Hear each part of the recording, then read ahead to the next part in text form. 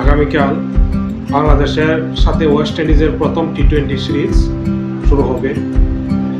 প্রথম টি-20 তো অনেকে ধরে নিয়েছেন যে বাংলাদেশ মনে হয় জিতে যাবে, কারণ আমাদের কাছে তো এক সাইফ হাসান আছে। আমি আপনাদেরকে একটা জিনিস বলতে চাই, সেটা হলো দেখুন, সাইফ হাসান আছে ঠিক আছে, বাট সাইফ হাসান যদি খেলতে না পারে, ধরেন 10 রান করলো 20 রান করলো, তারপর আউট হয়ে গেল, তখন ওয়েস্ট ইন্ডিজের কাছে এরকম সাইফ হাসান তাদের 11 জনের মধ্যে 5 জন আছে সাইফ হাসান। জেসন হোল্ডার নাম শুনেছেন তো, একাই কিন্তু সে 5টা সাইফ হাসানের সমান।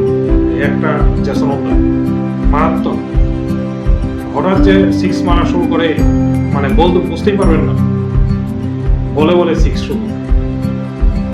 অনেকগুলো প্লেয়ার, কয়জনের নাম তাদের, এতগুলা প্লেয়ার রয়েছে। সুতরাং আমরা স্বপ্ন দেখবো ঠিক আছে, বাট জিতে গেছি এরকম ভাবে মনোভাব নিয়ে কথাগুলো বলবো না। তবে হ্যাঁ, কিছু কিছু মানুষ আছে দেখছি লেখালেখি করতেছেন যে আমরা ওয়েস্ট ইন্ডিজের সাথে পারবো না, এই ধরনের কথা লিখতেছে। র্যাঙ্কিং বিবেচনায় যদি দেখেন তাহলে কিন্তু ওয়েস্ট ইন্ডিজ আমাদের থেকে শুধুমাত্র 2 ধাপ এগিয়ে রয়েছে টি-20। না, আমরা পারবো না, অবশ্যই পারবো, বাট আমাদেরকে প্রপারলি সুন্দরভাবে ক্রিকেটটা খেলতে হবে। তবে চট্টগ্রামের মাটিতে আমাদের ওয়েস্ট ইন্ডিজের সাথে জিতাটা কিন্তু একটু মুশকিল। টি-20তে ওয়ানডে ম্যাচ জিতা যায় চট্টগ্রামের মাটিতে, বাট টি-20 ম্যাচের ক্ষেত্রে ওয়েস্ট ইন্ডিজের মতো দলের সাথে জিতা একটু মুশকিল হবে আমার মতে। এটা যদি সিলেট তারা দিত তাহলে সেখানে রান হতো, খুব ভালো রান হতো। তবে চট্টগ্রামের মধ্যে রান এরকম ভাবে নেওয়াটা কিন্তু কঠিন আছে। আর তাছাড়া চট্টগ্রামে বর্তমানে কিন্তু সাদা মাঠ, সবাই দেখেছেন সাদা পিচ, তো মিরপুরে সেটা কিন্তু কালো ছিল কারণ কাদামাটি ছিল, কাদামাটি অন্য জায়গা থেকে এনেছে। কিন্তু চট্টগ্রামে কিন্তু সাদা, সেখানে কিন্তু বল ফেললে বাউন্স করে, তার মানে রান হবে কিন্তু সেখানে, এটা একটা ইঙ্গিত দিয়েছে। যদি রান হয় তাহলে কিন্তু 180+ হয়ে যাবে। আর যদি ওয়েস্ট ইন্ডিজ ব্যাটিং করে শুরুতে, তাহলে ওয়েস্ট ইন্ডিজ জিতে যাবে, কারণ তারা রান কিন্তু 180-র উপরে করে ফেলবে। আর 180 যদি প্লাস হয়েই যায়, 170+ হয়ে গেলে বাংলাদেশ আর পারবে না। কারণ বাংলাদেশের একটা মেন্টালিটি তৈরি হয়েছে, সেটা হলো এই যে 160-170 হয়ে গেলে তারা ভয়ে শেষ হয়ে যায়, আর পারে না।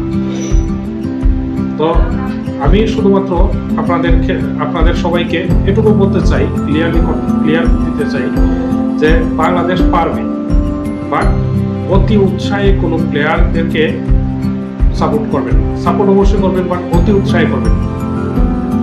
একটা জিনিস খুব গুরুত্বপূর্ণ, সেটা হলো আপনার মাঠে যাবেন না। এই মুহূর্তে আমি আগেও বলেছি, এখনো বলি, মাঠে যদি যান তাহলে তো বিসিবি টাকা পায়, আর এই যে টাকা যে পেলো এবং স্পন্সর পায় বেশি, এই যে স্পন্সর পেলো, টাকা পেলো, এই জন্য তারা দলের জন্য বেশি একটা কাজ করে না, মানে তারা একটু ঘুমিয়ে যায় বলা যায়। ওই যে 5 বছর পর আমরা ভোট দিই না, ঠিক একই রকম, তাদের জবাব দিয়ে তার মতো কিছু থাকে না।